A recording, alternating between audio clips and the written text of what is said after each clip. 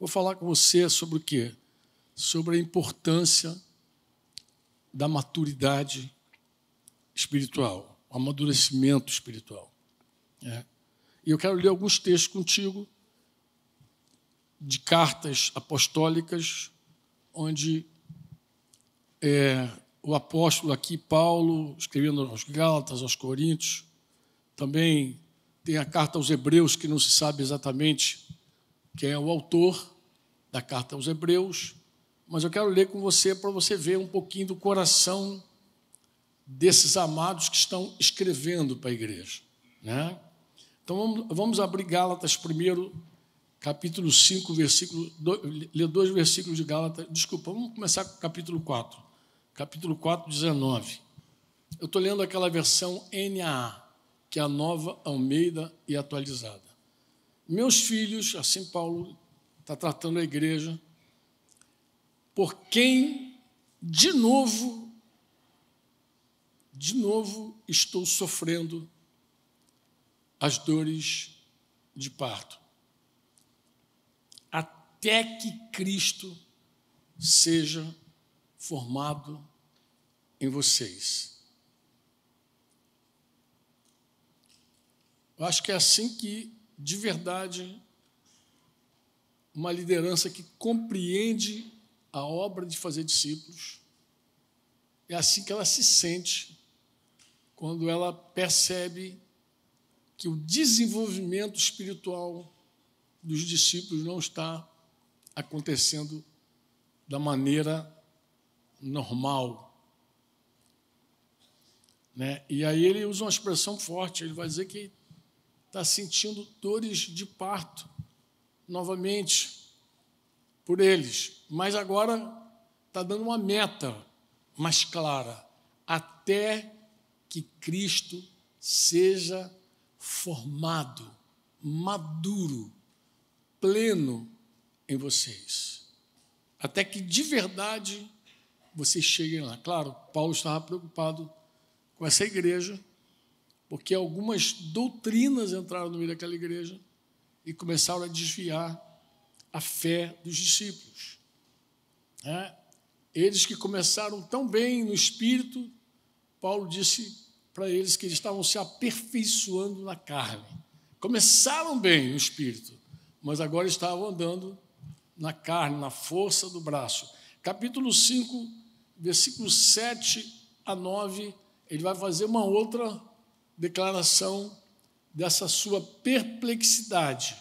Ele vai dizer assim: vocês vinham correndo bem. Vocês vinham bem. Quem foi que os impediu de continuar a obedecer à verdade? Então, ele já deixa um pouquinho mais claro, né? Ele falou: vocês vinham bem demais, vocês vinham correndo bem, mas alguém, quem foi, eu não sei, mas alguém, essa pessoa, ela está impedindo vocês de continuar a obedecer à verdade. Então você vê que a fé se corrompe aí. É quando aquilo que você crê, aquela verdade que você cria, de repente não move mais você. Não te move mais. Então algo quebrou dentro de você. Paulo está preocupado com isso. Esta persuasão não vem daquele que o chamou. Essa força que está movendo vocês hoje não vem daquele que chamou vocês, que vocacionou vocês. Claro, está falando do Senhor mesmo, né? Um pouco de fermento, disse ele, faz o que com a massa? Leveda toda a massa. Basta um pouquinho. Deixa eu explicar para vocês uma coisa. Olha, existem dois verbos que nós confundimos muito. Um é pregar, o outro é ensinar. Pregar e ensinar. O que é pregar? Pregar é proclamar, né? A palavra querigma, que é a mensagem, ela tem que ser proclamada. Pregador, no original, é keros. Todo vê keros, Paulo diz que ele era keros também, né? também fui designado como Quedas, como pregador. O pregador, ele fala a verdade, ele comunica Jesus, ele anuncia o Evangelho, ele conta os fatos, ele fala da morte, da ressurreição, da encarnação. Ele está contando os fatos. Sobre Jesus, todos devem pregar. Amém? E com qualquer motivo, disse Paulo, mesmo que seja com motivo torpe, não importa. O importante é que Jesus seja anunciado. Toda vez que alguém diz assim, estão falando de Jesus, eu fico alegre. Ali estão proclamando Jesus, eu me alegro. Porque toda vez que o nome de Jesus é anunciado, nós devemos ficar alegres, porque é uma grande possibilidade de alguém ouvir e crer e nascer de novo. Amém? Uma coisa é pregar, agora outra coisa é ensinar. A palavra para ensinar é diferente da palavra pregar. O conteúdo do ensino é didaquê. O dom é a mesma palavra que dá origem à didática. Didástico. Você ensina o quê? Esse ensino aí já não é tão vai e ensine. Porque nem Jesus e nem Paulo apoiaram esse tipo de coisa. Por quê, Franco? Porque o ensino ele pode corromper você. O ensino ele pode desviar você da verdadeira fé. O ensino ele pode fazer você construir algo equivocado sobre o fundamento. Então, nem Jesus e nem os apóstolos aplaudiam para qualquer ensino. Jesus falou, cuidado com a doutrina dos fariseus. Paulo vai mandar Tito, faz essa gente calar. Porque o tipo de ensino pode corromper a pessoa. Vamos seguir lendo. 1 Coríntios 3, de 1 a 3. Agora Paulo falando aos Coríntios. Eu, porém, irmãos, não pude falar a vocês como a pessoas espirituais, e sim como a pessoas carnais. Veja bem, é uma igreja do Senhor, a igreja é de Jesus, amém? Não importa seus problemas, suas dificuldades, a igreja é do Senhor. E Paulo está escrevendo para essa igreja, que ele conhecia bem, ele plantou essa igreja. E ele falou, irmãos, eu queria falar com vocês como pessoas espirituais, mas eu não tenho como falar, eu estou falando com vocês como carnais. Aí ele vai fazer uma relação. O que é carnal? Ele vai dizer crianças em Cristo. Diga comigo, como crianças em Cristo. O que é uma pessoa carnal, Franco? A pessoa carnal é uma pessoa imatura espiritualmente. Ela é uma criança em Cristo. E ele vai dizer como criança, eu lhes dei leite para beber. Não pude alimentá-los com comida sólida, porque vocês ainda não podem suportar. Franco, o que é comida? Leite, o que é comida sólida? De novo, leite é o querigma. Leite é tudo aquilo que vai fazer, fala de fé, arrependimento, ressurreição dos mortos, dos eternos. Lembra de Hebreus 6? O que é comida sólida, Franco? Comida sólida é a dieta de Jesus. Jesus é o varão perfeito. Se você quer conhecer a dieta de Jesus? Quantos querem conhecer a dieta de Jesus aqui? Você conhece a dieta de Jesus? Conhece, não? Então, por favor, tire esse texto e coloca João 4,34, só para lembrar aqueles que já ouviram, mas para aqueles que não sabem aprender. A dieta de Jesus, Jesus mesmo falou o que ele comia. Qual era a comida de Jesus? Qual era o alimento de Jesus? A minha comida consiste em quê? Consiste em quê? Fazer a vontade de quem? Do meu Pai. E mais o quê? Então, se você quer saber o que Jesus comia, ele não tomava leite, Jesus comia comida sólida. Ele comia a vontade do Pai. Então, enquanto você não pode sentar com um discípulo e falar, essa é a vontade de Deus, ele vai dar leitinho para ele. tu vai ficar alimentando a fé dele, vai falar das verdades que ele precisa ouvir, porque ele ainda não obedece. Quando é que você começa a comer comida sólida? Quando você, Romanos 12, lembra? Rogo, irmãos, que ofereça o teu corpo no sacrifício vivo, santo, agradável, para que experimenteis a boa, agradável, perfeita vontade de Deus. Você começa a comer comida sólida quando você para de falar eu creio, e começa eu vivo. Enquanto está o discurso, eu creio, ainda está no leite. Comida sólida é quando você começa a fazer o que Deus quer. Quando começa a experimentar a boa, agradável e perfeita vontade de Deus. Então, Paulo está dizendo, eu não posso dar comida sólida para você. Tu vai ver a carta inteira, ele falando a vontade de Deus. Todo capítulo ele fala dos problemas, fala da vontade de Deus, fala dos problemas. Parece que aquela igreja, em cada capítulo, tem problema novo. Tem imoralidade sexual, tem problema de um processar o outro, levar para o juiz incrédulo julgar. Tem problema porque os dons espirituais tumultuam a vida deles.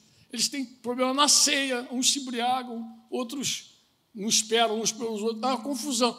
É uma igreja cheia de problema. E Paulo vai falando em cada capítulo o que Deus quer. O que Deus quer.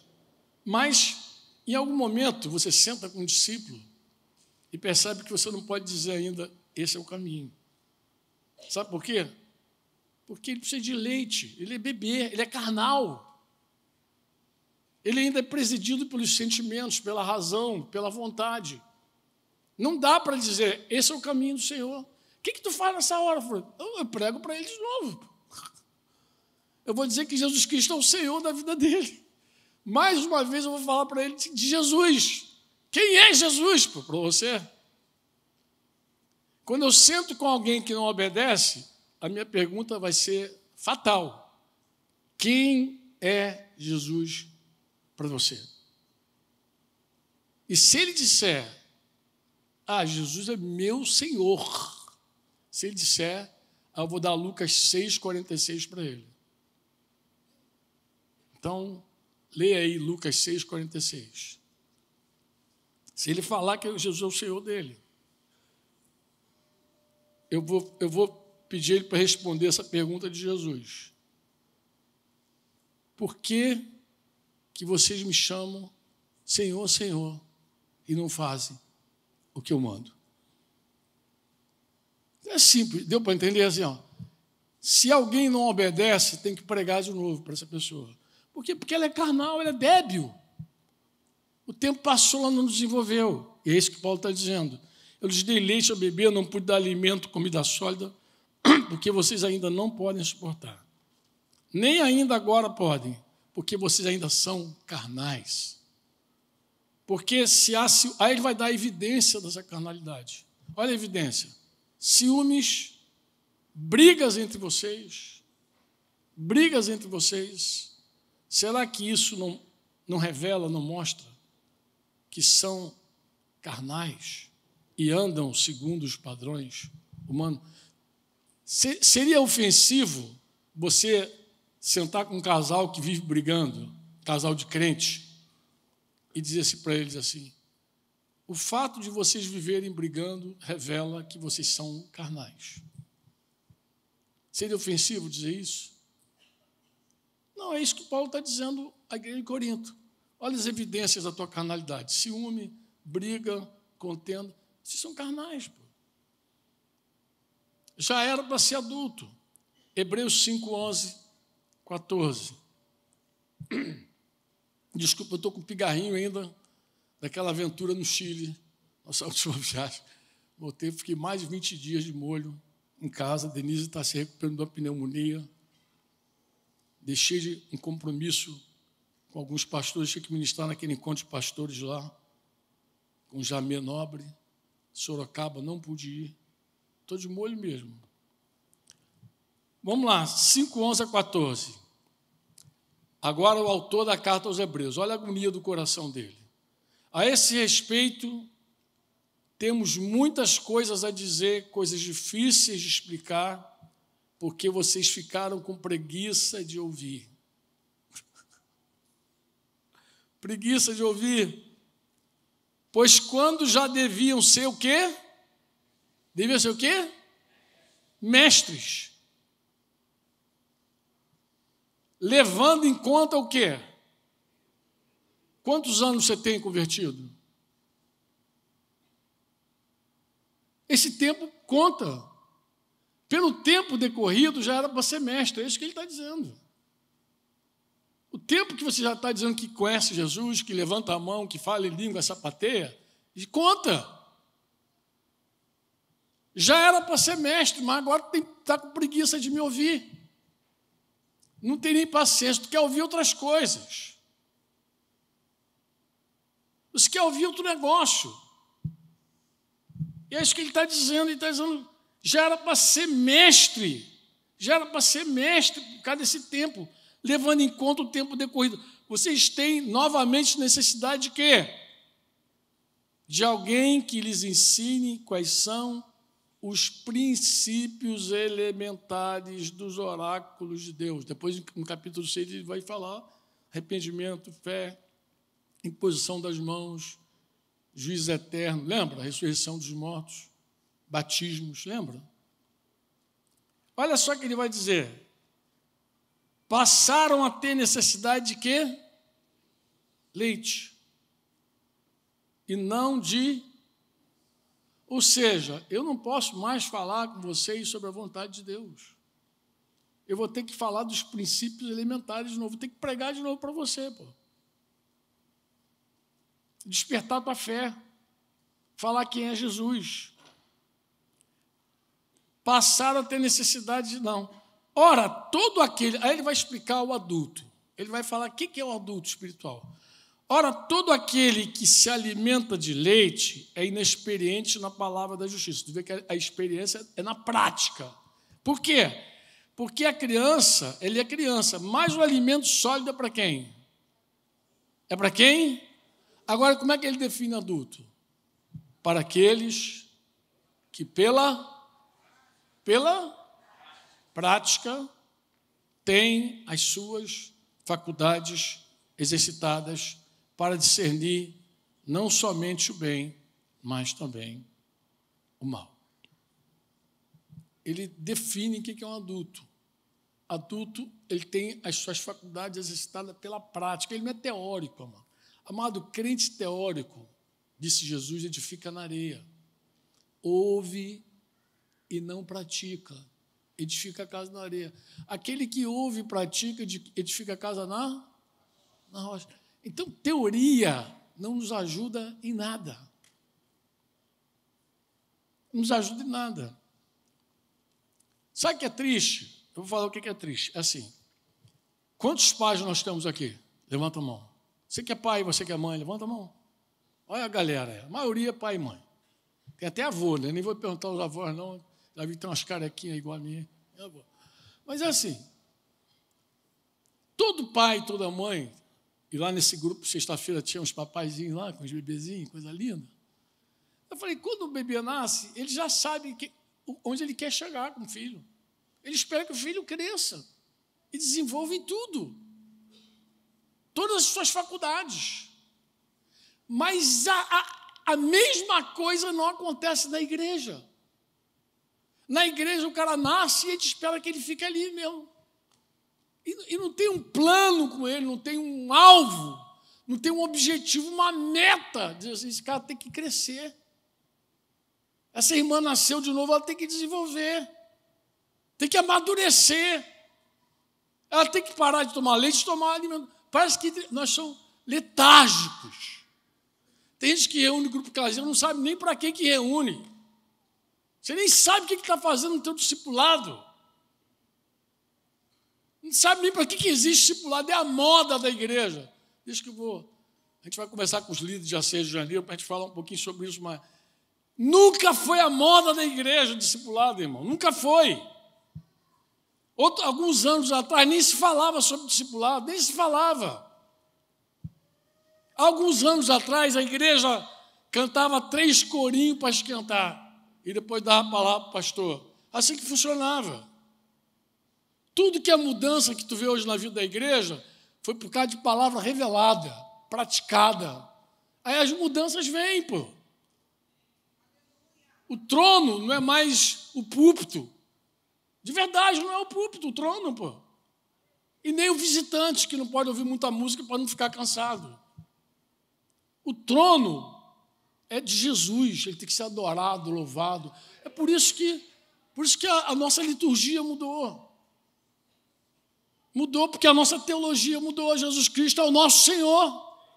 Ele é o centro, amém? Ele é o centro. Daí a nossa reunião é para Ele.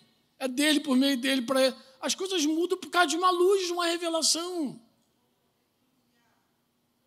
Então você não pode sentar lá e não esperar nada. Tem que ter meta. O cara se converteu, nasceu de novo, tem que crescer, pô.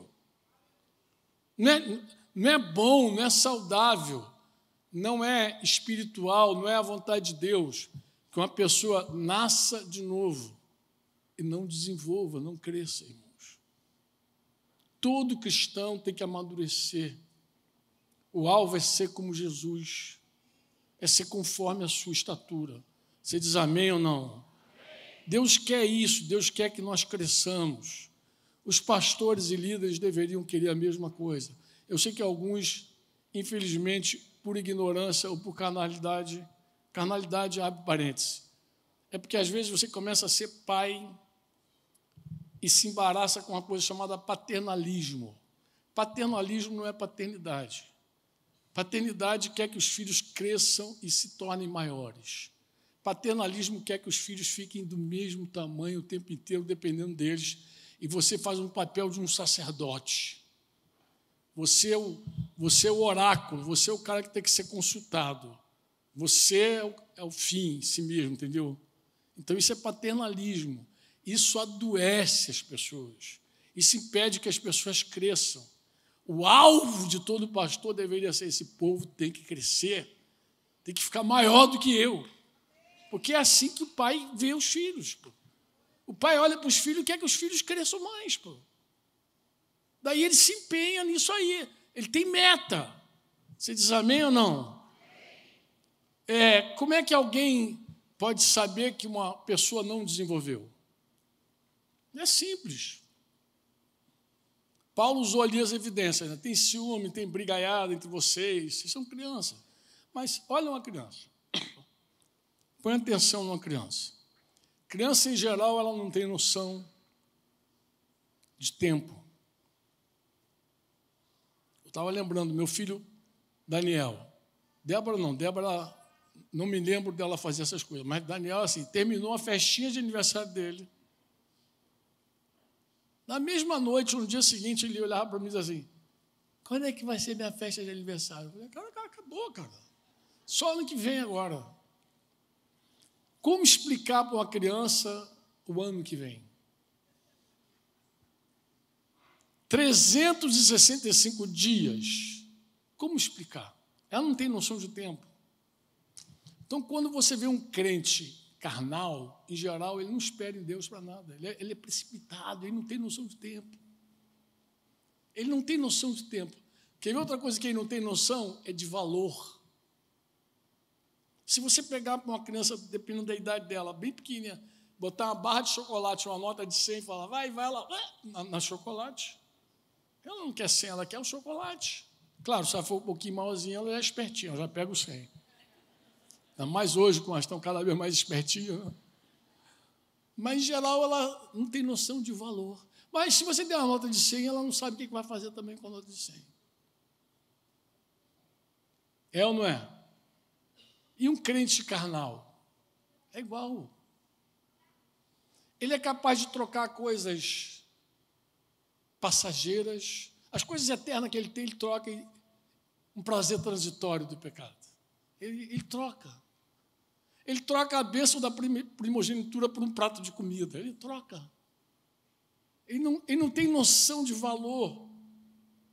Ele expõe a família dele por uma aventura.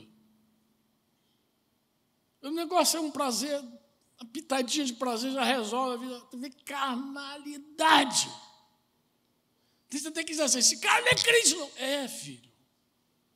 Nasceu de novo. Eu vi esse cara nascer de novo. Pô, Franco, isso aí não viu Jesus, não. Cara, filho, vai devagar, coitadinho. Ele é carnal. Ele é carnal. O que o Espírito Santo de Deus faz na vida de um crente? Coloca para mim aí, Gálatas 5,17. Eu gosto, cara, eu vou bater nesse texto até que um dia alguém veja. Não, veja o que eu vi. O dia que eu vi isso aqui, minha vida fez prá! Porque a carne luta contra o espírito. A carne luta contra o espírito. Está tudo na mesma pessoa. O espírito está aqui, mas a carne está aqui também. Tem uma luta dentro de mim, não tem? Tem ou não? E o espírito luta contra quê? Por quê? Porque a minha carne, ela não é amiguinha do espírito. A minha carne não é amiguinha. Agora, vamos lá. São opostos entre si para quê? Para quê, irmãos? Não, fala com vontade. Para que vocês não façam o quê? Para que vocês não façam o quê? Então, o Espírito que está em mim está lutando para eu não fazer o que eu quero fazer. É isso que ele está dizendo ou não é? É ou não? É. Mas o que você quer fazer? Não, em geral, o que eu quero fazer é o que eu sinto, é o que eu penso, é o que eu gosto, é o que eu quero. E o que o Espírito está fazendo na minha vida? Lutando contra esse cabeção aqui, para ele não fazer o que ele quer. É simples. Então, o que é um crente carnal? Um crente carnal, ele opta pela carne. Ele é carnal por isso. Porque entre a vontade de Deus e a vontade da carne, qual é a vontade que vai prevalecer? E como ele não tem noção de tempo, ele vai se precipitar. Como ele não tem noção de valor, ele vai trocar as coisas eternas pelas perecíveis. E outra coisa que criança não tem é noção de perigo. Solta a criança aí nesse lugar aí. Tem buraco, tem tomada para meter o dedo. Criança gosta de botar a mão onde não deve. Mas, coitada, ela não tem noção de perigo. Tu olha umas figuras gospel no nosso meio. Cara, eu já perdi os cabelos todos. Mas dá até vontade de arrancar. Porque tem umas coisas que tu olha, tu vê esse negócio vai dar ruim. O cara começa de um jeito, ele começa a brincar com perigo. Eu estou falando cara, mas tem a cara também, não é só o cara não, tá, Márcio? É o cara e a carinha. Tá? Aí começa a brincar. Tu está vendo que o troço vai dar ruim lá na frente. Mas começa a brincar com perigo. Não, você quer. Filho, você está dando vazão para a carne, esse negócio vai dar ruim, cara. Não tem noção de perigo. Você começou o troço errado. Você está vendo a lâmpadazinha vermelha, e está lá, não, deixa comigo, não, vai dar tudo certo, pastor. Cara, esse negócio é perigoso. Perigoso. Tem um irmão que está aqui olhando para mim, mas ele agora é mais maduro, graças a Deus. Mas quando ele era jovem, um dia eu fui deixar um discípulo, estava chovendo, fui deixar um discípulo lá em Padre Miguel, lá na mocidade. Padre Miguel, é a capital. Então, lá em Padre Miguel, lá nos prédios, de repente meu farol bate assim, aí está lá um guarda-chuva e o irmãozinho lá com duas moças embaixo do guarda-chuva, assim, agarradinho assim. Falei, eu conheço aquele cidadão ali. O que esse cara, essa hora da manhã, debaixo desse temporal, debaixo da casa... Ele está olhando para mim rindo, mas tudo bem. Senão ele vai se denunciar aqui. Mas tu vê, um crente carnal, criança. E depois explicar para ele, filho, não é legal. Ali, com aquela menina ali, uma ia embora, depois ele ia ficar com a outra. Eu sei como é que funciona. Embaixo do guarda-chuva, os dois. Lá em Padre Miguel, no escurinho. Pô, cara, tem noção de perigo, cara. Tu não tem noção de perigo para conversar isso depois. Tu não tem noção de perigo. Mas tu faz isso como? Não, amado, só dizer assim, você é criança. Amadurece, por favor. Para de ser carnal. Se arrepende da tua carnalidade. Em nome de Jesus. Porque é isso que eu quero falar com vocês. Eu quero falar o que com vocês? Que vocês que estão me ouvindo aqui, ou em casa, não sei, de repente você pode fazer uma análise da tua própria vida e chegar à conclusão que você é uma pessoa carnal. E a decisão, qual é a tua parte? Porque assim, ó, se você é carnal, quer ver outra coisa do carnal? Da criança, Efésios 4,14. Efésios 4,14 diz que quando nós somos débeis, crianças, nós somos levados por todo o vento de doutrina. Parece que a gente quer sempre uma novidade. É sempre uma novidade gospel. É sempre uma novidade. Rapaz, eu não aguento mais. E a novidade que sem Bíblia. As pessoas começam a falar coisa que se você perguntar, mas tá bom, onde é que está escrito? Não está. É novidade de coach, gospel. É novidade que as pessoas vão arrancando da cartola, assim, vão inventando estruturas que... Misericórdia, só Jesus na causa. Vão inventando coisas que não estão na Bíblia, que não tem fundamento, que nem se parece com Jesus. Mas o povo gosta. O povo quer tirar selfie, eu estava lá. Quer mostrar, é uma massa que tem necessidade de dizer que estava num negócio legal.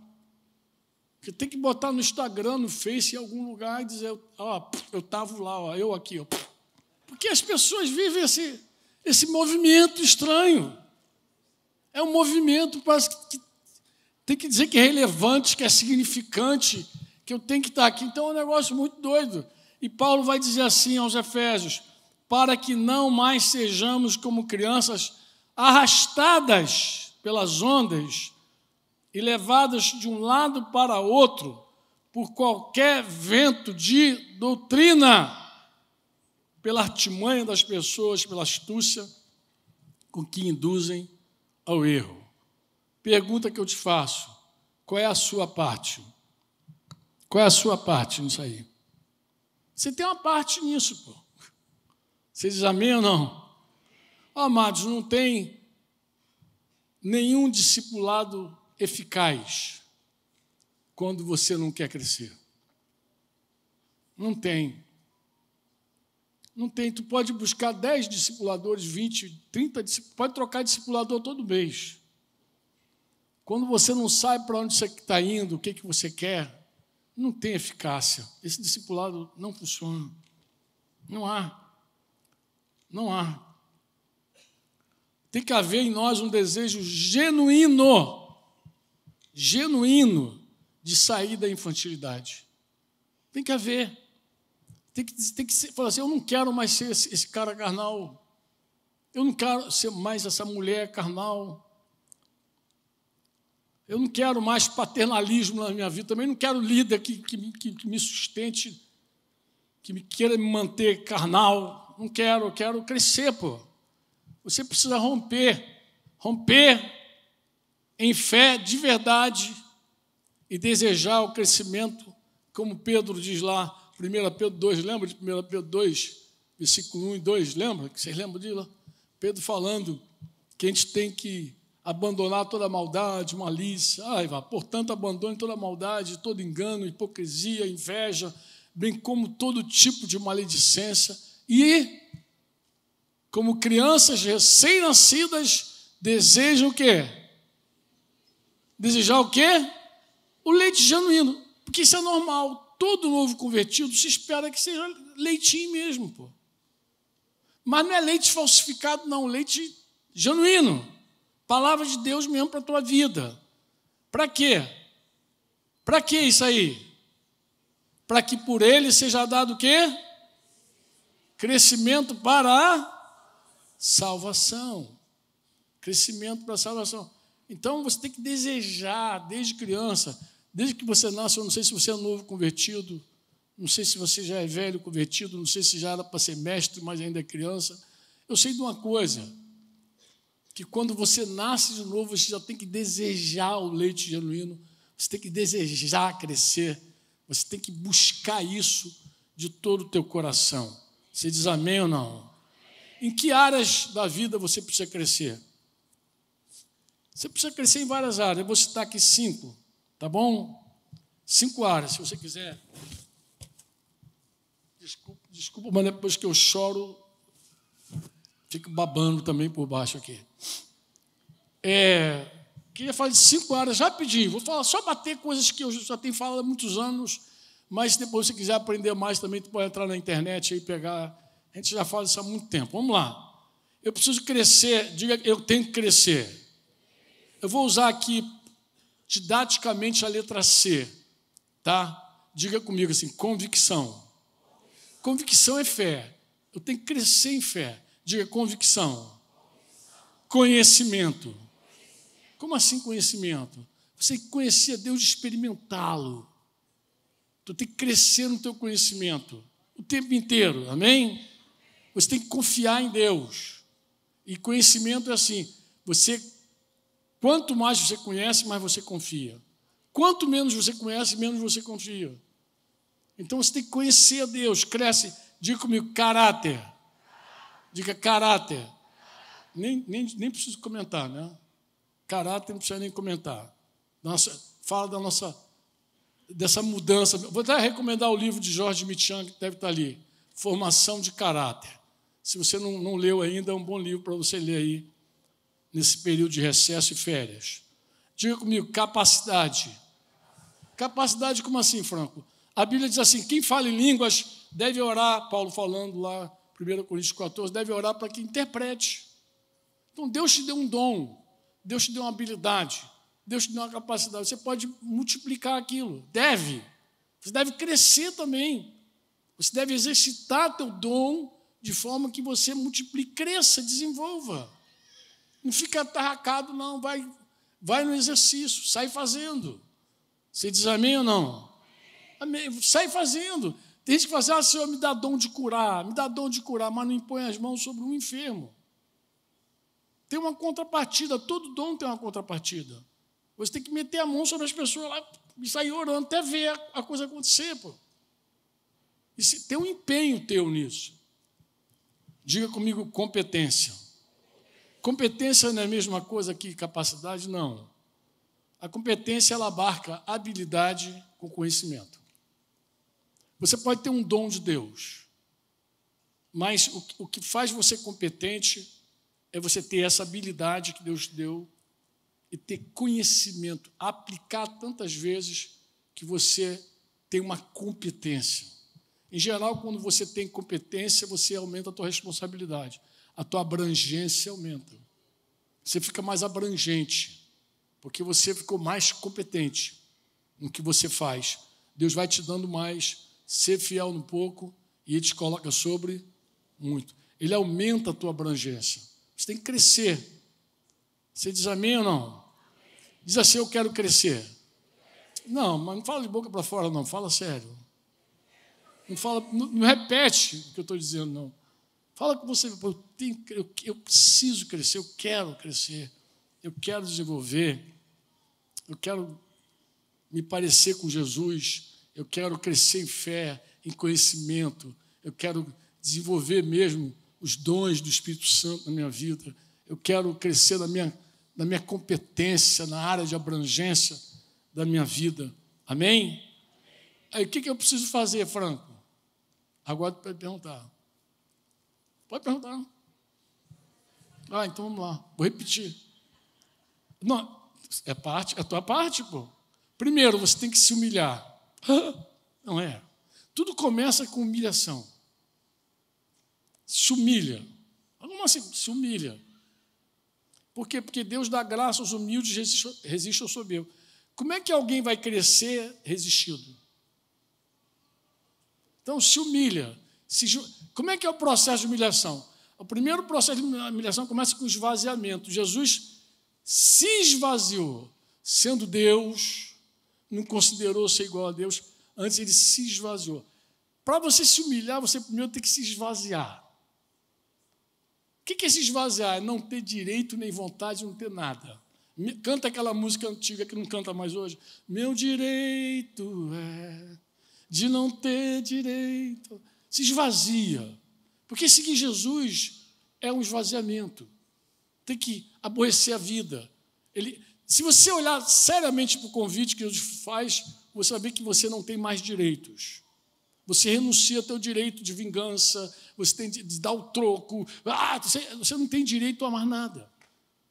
Perdeu os seus direitos. Sua vontade nem se fala. Se esvazia. E depois de se esvaziar, desce. Desce. Abre mão da tua posição, dos teus títulos, de tudo. Desce. Para de achar que você é teu título, tua faculdade, teu emprego, teu carro. Se esvazia, pô. Se esvazia. Se esvazia. Quem é você? Você é um servo, um escravo de Jesus. Se esvazia. Amém? É membro desse corpo. Se esvazia. E se humilha. E qual é o segundo passo? Se submete. Por quê? Porque a única forma de você exercitar a humildade é submetendo a alguém. É tendo alguém para tocar a tua vida, para dizer para você que você precisa ouvir, não o que você quer ouvir. É aquela pessoa que vai mostrar o ponto cego da tua direção. Pois é, você não está vendo isso.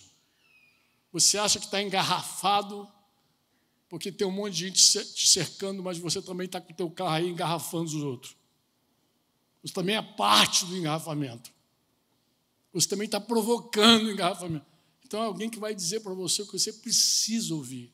Aí, para isso, a gente se submete.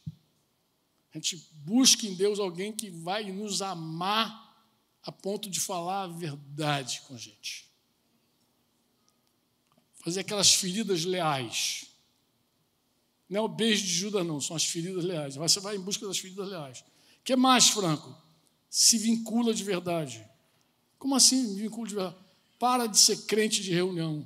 Para de ser crente de reunião. Pô.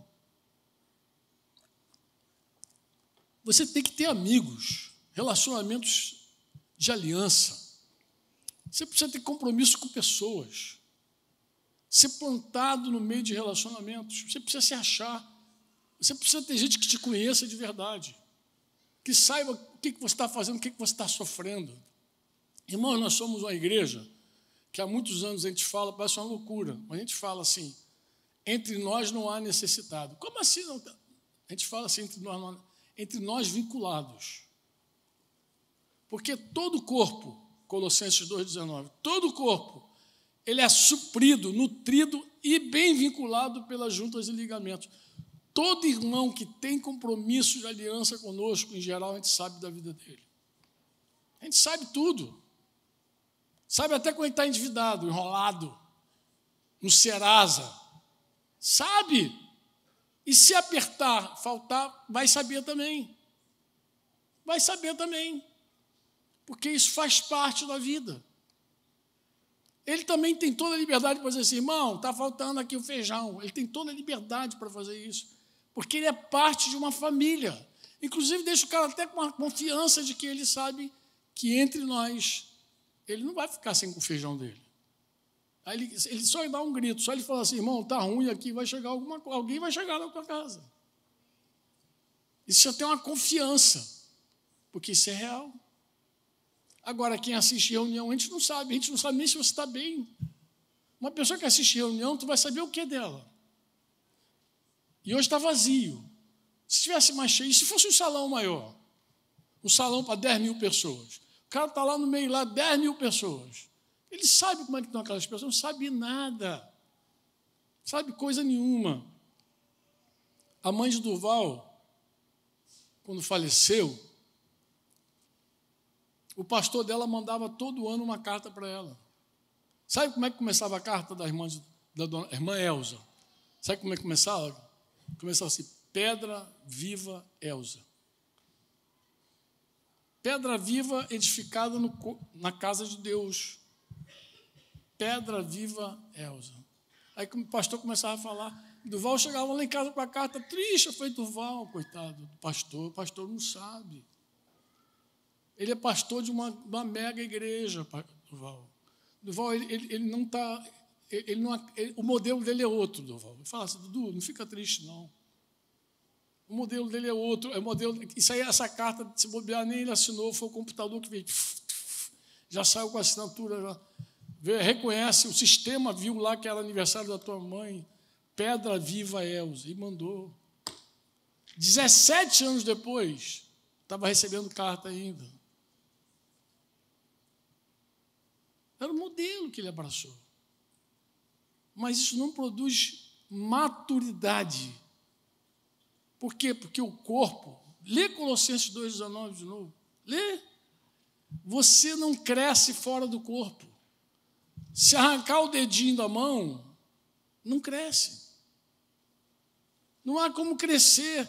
Se uma criança perder o dedo com 2 aninhos e for amputada, colocar lá num vidro, colocar no formol, vai ficar lá a vida inteira daquele tamanho. Não desenvolve. Não tem vida fora do corpo. É no corpo que você tem conflitos, mas é no corpo que você tem cura. É no corpo que você aprende a dar e receber. É no corpo que você exercita teus dons. É no corpo, é no relacionamento. É no corpo de Cristo. Diga comigo, vou repetir, diga. Humilhar, submeter, vincular, vou correr, comer bem, diga comer bem, praticar. Me humilhar, me submeter, me vincular, comer bem o leite genuíno, ou comida sólida e praticar. Eu tenho que comer e praticar. Comer e praticar. Você diz amém ou não? Você diz amém ou não? Franco, como é que eu sei que eu estou vivendo tudo isso? Teu estilo de vida muda.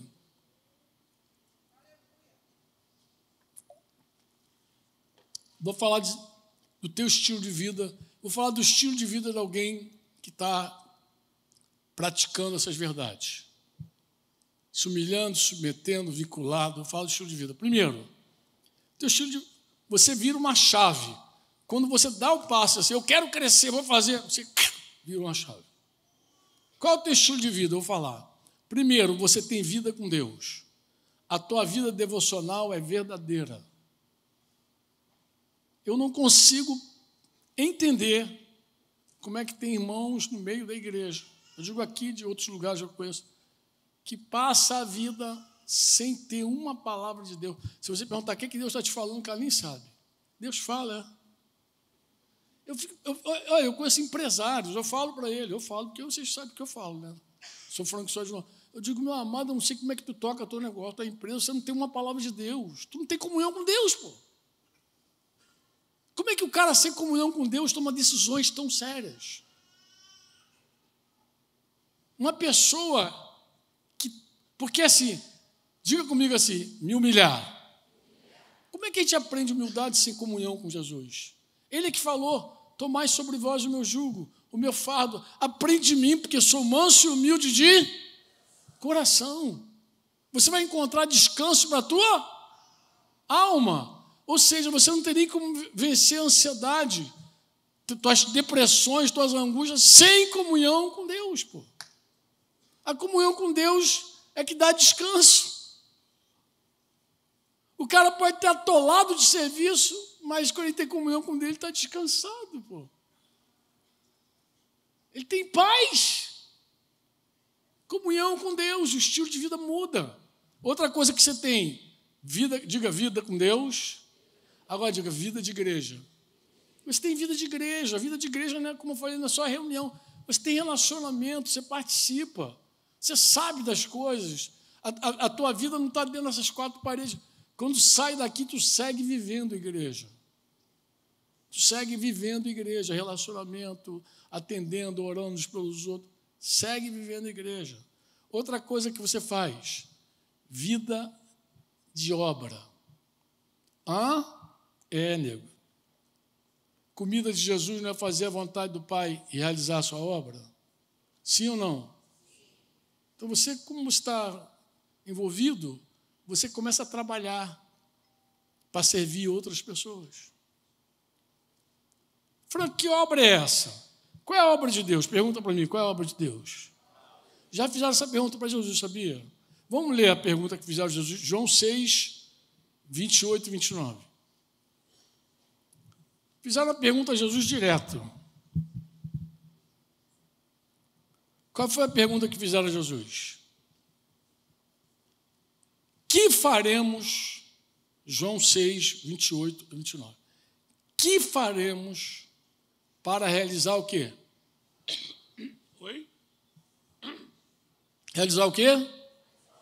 Olha que eles perguntam no plural. Que faremos para realizar as? E qual foi a resposta de Jesus? A obra.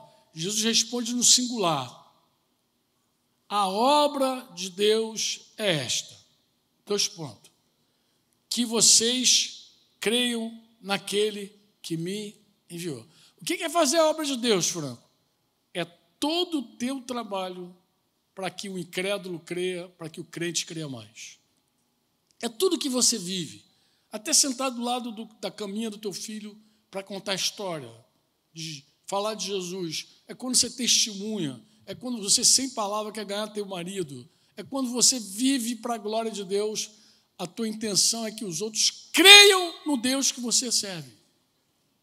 Então, tudo que você faz para que as pessoas creiam, isso é obra de Deus. É que creiam. O incrédulo precisa crer. E o crente? Tem que crer mais. Pô. Tem que crescer em fé. Então, você trabalha, ora tu trabalha para que nasça a fé, ora você trabalha para que o outro desenvolva a... E isso é todo o teu empenho. Você cuida do teu testemunho, cuida da tua vida, para que as pessoas creiam mais. Essa é a obra, está lá, João 6, 28. Essa é a obra do meu Pai. Que creiam. Tem que crer. Para pensar quantas coisas você faz para que as pessoas creiam. Uma mensagem, uma oração, qualquer coisa, um versículo que tu manda para... Tudo que você faz para que alguém creia é obra de Deus. Mas o que você tem? Você tem discipulado na obra. Teu estilo de vida muda. Você tem modelos inspiradores. Você tem compromisso. Você tem relacionamento de aliança. Você diz amém ou não? É um discipulado saudável quando você decide crescer. Agora, uma coisa que não pode faltar. Isso não tem nada a ver com a gente. Deus prova. Você está dizendo, eu quero crescer, eu quero desenvolver. Deus vai provar o teu trabalho. Deus vai provar o teu crescimento. Franco, por que Deus prova? Porque Deus é um catalisador. Deus quer... Ele funciona como um catalisador do teu crescimento. Ele coopera para o teu crescimento. Então, ele prova. Nós seremos provados. Provado em quê? Na fé. Tu não quer crescer em fé? Ele vai provar a tua fé. Amém? 1 Pedro 1, 6 e 9. Depois você lê. Deus vai provar o teu conhecimento. 2 Coríntios 1, 8 a 11. Depois você vai ver. Deus vai provar teu caráter. Deus vai provar a tua capacidade. Eu só quero falar. Por quê? Porque o fato de você, ter dons espirituais, não significa que Deus não vai colocar em prova isso também. Deus vai colocar. De vez em quando tu vê gente que não sabe lidar com os dons. Vim agora no carro conversando com o Cláudio. Falei, Cláudio, eu lembrei disso ontem. De um pastor amado, conhecido aí, famoso, midiático, com muitos seguidores.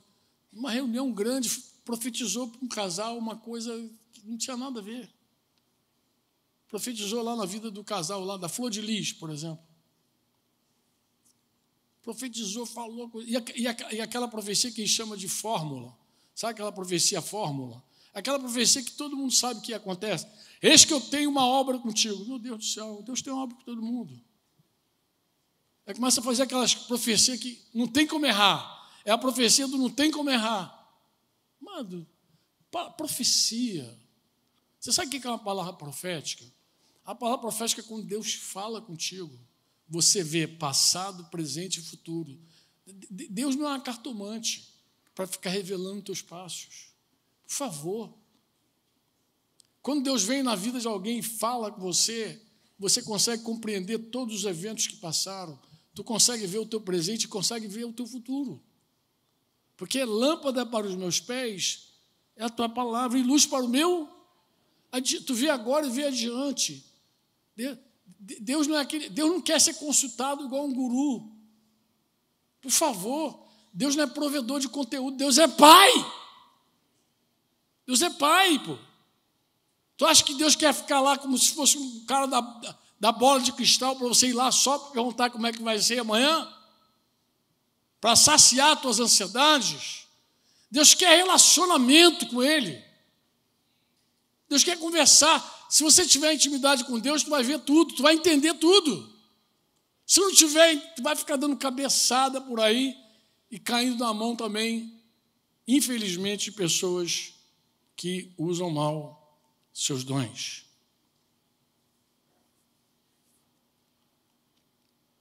Você não deve procurar, em nome de Jesus, irmão, em nome de Jesus, você não deve procurar dons espirituais para impressionar as pessoas. Não busque a popularidade, isso não é do Senhor. Mais do que eloquência, é autoridade espiritual. Eu sei que muita gente nem sabe o que é isso, autoridade espiritual. Mas o Espírito Santo, em algum momento, dá testemunho no teu coração, ele vai te ensinar o que é isso. Quando Jesus termina o Sermão da Montanha, capítulo 7, versículos 18 a 29, diz que as multidões estavam maravilhadas com a doutrina dele. Maravilhada com a sua doutrina, porque ele ensinava como quem tem autoridade. Não ensinava igual os escribas, não. Ele ensinava com quem tem autoridade. Então é isso que Deus quer para nós, que a gente fale com autoridade. Os escribas falavam um monte de coisa boa, mas sem nenhuma autoridade. Por quê, Franco? Porque falava sem viver. Dom sem vida é uma palavra sem autoridade. Então não busque para isso. Deus vai provar isso duramente. Amém ou não? Eu vou terminar dizendo assim: como é que Deus prova alguém? Como é que Deus prova, Franco? Deus prova nos extremos, irmão. Deus prova no muito e no pouco. Quando você é louvado, você também é provado. O homem é provado em meus louvores que recebe. E é provado na desonra. Quando você é demitido, quando você é excluído, esquecido. Você é provado na alegria e na tristeza. Não é à toa que na cerimônia de casamento o voto inclui, os extremos. Você promete ser fiel na alegria, na tristeza, na riqueza, na pobreza, na saúde, na doença. Porque essas coisas nos provam grandemente. Nos provam muito. Essas coisas vêm sobre nós e nós podemos nos afastar de Deus. Podemos nos manter com a mesma vida, podemos nos aproximar de Deus. Isso é que faz a gente crescer. É que toda prova pode nos levar para Deus. Amém? Toda prova pode nos levar para Deus. Eu vou terminar lendo aqui uma frase. Eu não sei quem é o autor dessa frase. De verdade, não me lembro. Mas ela é tão verdadeira. Diz assim: o sofrimento, agora falando de sofrimento, é a bigorna. Vocês sabem o que é bigorna, não sabem, irmãos? De repente, os mais jovens não sabem o que é bigorna. Os ferreiros antigos batiam para fazer ferradura, espada, lembra? É aquele ferro onde você... Pum, pum. Diz que o sofrimento é a bigorna de Deus, uma bigorna sobre a qual a vida cristã é martelada. É mediante provações que a autenticidade da fé, tu vê que ele fala de duas questões, a autenticidade da fé é revelada e por meio de tais tribulações o caráter do cristão é refinado. Então você vê, numa tacada só, Deus mexe com a fé, mexe com o caráter, mexe com o teu conhecimento. Deus vai mexendo com tudo. Deus mexe com tudo. Deus é maravilhoso. Eu sei que tem sofrimento que você nem quer ver, como o Bruno falou no início aqui. Você quer fugir dele. Quer escapar. Tem gente que, se eu pudesse dormir agora, dormiria hoje, acordaria daqui a... Mas o sofrimento faz parte desse processo de crescimento. Não há como escapar dele se você quer crescer. Se você quer de verdade amadurecer em Deus, você se abra também para as tribulações. Se abra e diga, Senhor, pode passar com a tua patrola sobre mim. Me dá graça para suportar, para aprender. Me dá graça. Lembra daquela canção? Senhor, se estou por ti sendo provado, quero aprovado ser agora. Isso é só os antigos, só os velhinhos vão cantar. Seja o que tem, e creio nisso também. Dá-me mais.